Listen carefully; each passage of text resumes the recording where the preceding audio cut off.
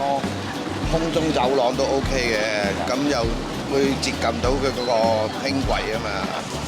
梗 OK 啦 OK 啊，老闆形象好啦，你自己有快手。最緊要快手。呢個影得唔好啦，又冇遮冇攔，個太陽好大咧，咪曬到老人家咁樣啫。後生都整唔算，冇話老人家。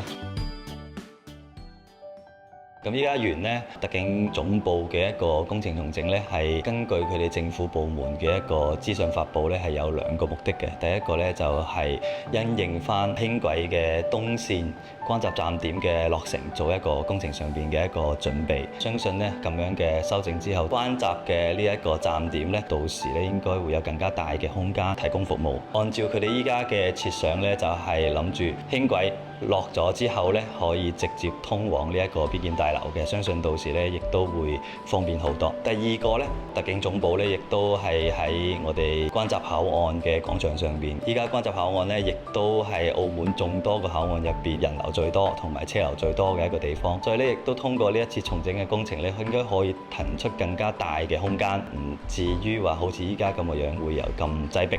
咁工程開展咧就一定係會帶俾居民一啲影響嘅，特別係喺公交車嘅呢個運作方面啦。依家現時咧會有臨時嘅巴士嘅站點係需要搬到去其他地方嘅。依家現時臨時嘅呢一個候車站點咧嘅情況並唔係特別理想啦，可能落雨啊，依家現時都會有遮雨棚，係啦，而且空間亦都有限。希望啦，佢哋可以加大呢一個現場嘅一個指導啊，令到居民同埋遊客可以好清晰咁樣知道喺邊度候車。